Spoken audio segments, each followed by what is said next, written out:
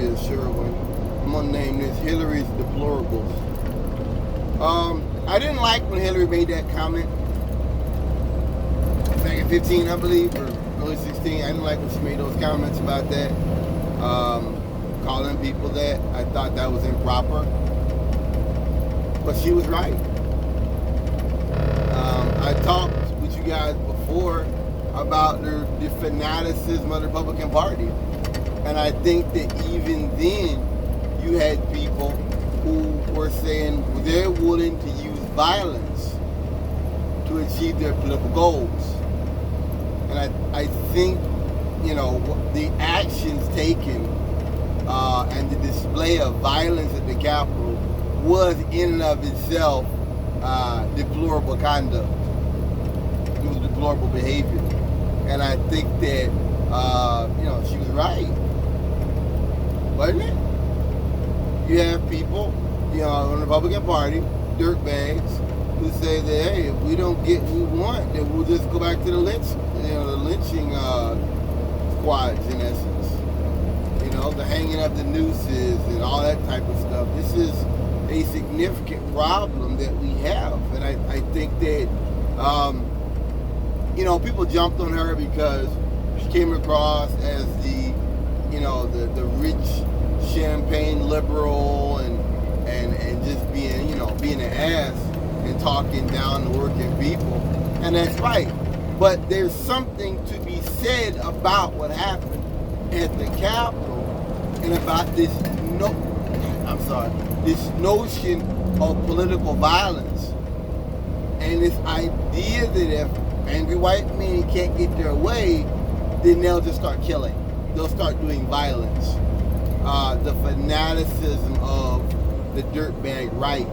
That's a significant thing, and we should not glaze over it. We should not downplay what that means and the significance and the seriousness of certain aspects of Republican right. These people are dangerous, and Trump fed them. Trump played it up. But these people are dangerous. Make no excuse, make no mistake, excuse me. These people are dangerous. They're violent. They feel as though they got nothing to lose anyway. And so they're willing to take life. They're willing to, really, I don't think it was so much about killing. I think what happened at the Capitol was more about striking terror.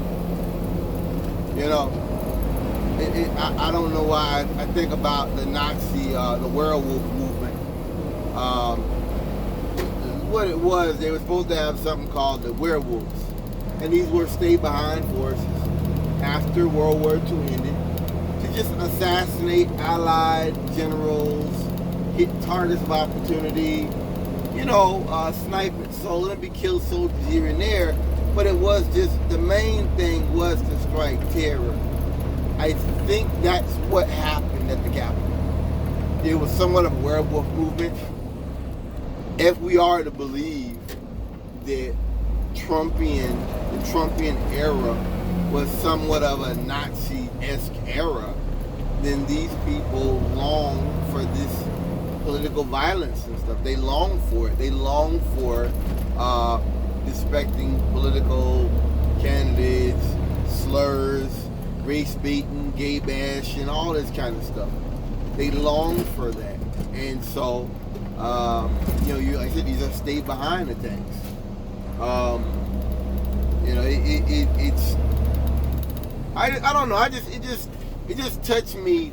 Listening to a guy here on YouTube, and he brought that up. Hillary's, that was deplorable conduct, and it was criminal actions that took place. And I must say, I hope these individuals they see their day in court. They face justice. Their actions have no place in a reasonable, free society. You know, I talk often about how conservatives talk about how, oh, the police state, the nanny state, they want to, oh, you know, do you know what conservatives are really saying when they say that? Rednecks have drawn their line in the sand. They have. On everything. They drew their line in the sand a long time ago. We are going into uncharted waters with climate change, with the wildfires, with other things.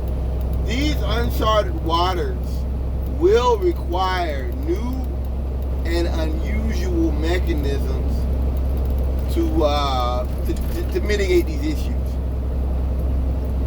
Rednecks have already told you they don't believe in climate change, they don't believe in vaccines, they don't believe in science, they don't believe in any of it. They don't. For rednecks, the minute they hear about a pandemic, their response is let's run out there with guns and vests, wear an outfit that costs over $1,000, and complain about how they can't go and get haircuts and they can't go to Applebee's. So rednecks have already drawn their line in the sand. They're not really American citizens in the way that we are. They've already drawn that line. So if we ever had to deal with them in the future in a major pandemic or something, we would need police state mechanisms to deal with them. Rednecks know that. So when they, basically what they say, it's kind of like if I'm a police officer and I run up on somebody, I'm like, hey man, you're under arrest. They're like, man, call all the backup. I'm not going to jail today, man. They're telling you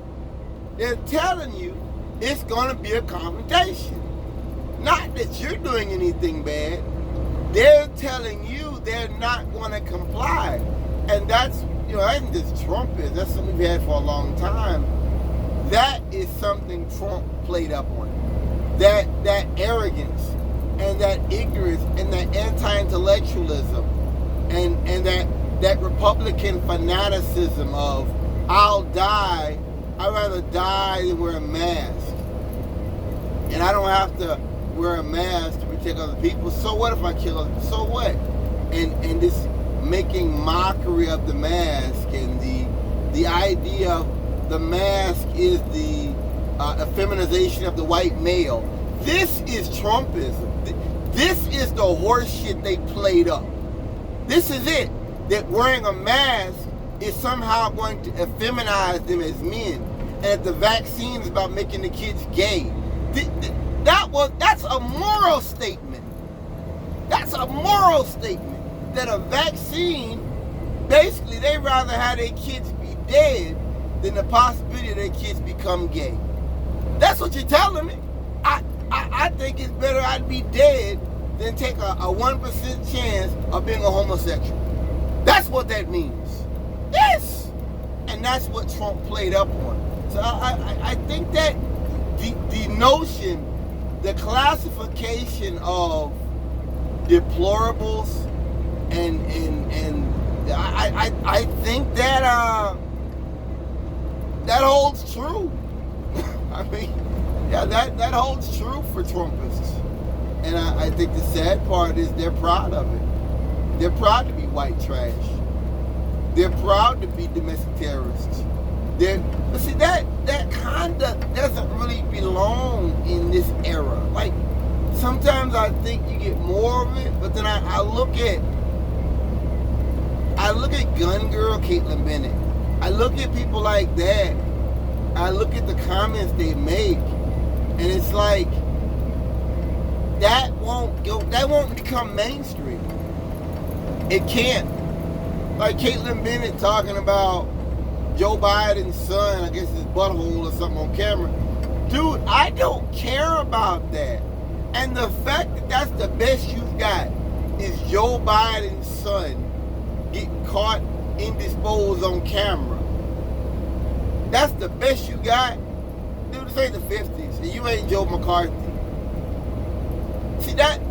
I said it before. That's really what the whole pedophile cannibal stuff is about. Is that for Republicans, They're always engaging in fear politics. They're coming to take your jobs. They're coming to make your kids gay. They're coming to take America away from you. They're coming to take religion away from you. Like, that's always Republican politics. And with Joseph McCarthy, it was communism. It was the Red Scare. Everybody's a communist. The Lavender Scare. Everybody's gay. Everybody's these gay people all around. You gotta watch out.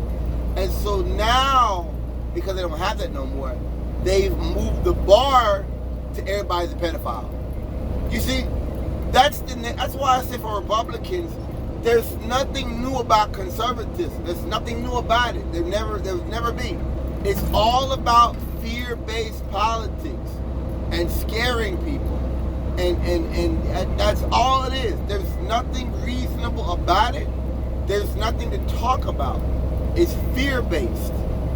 And that is the very nature of what I think Hillary Clinton was talking about when she called them deplorables. Thank you for listening.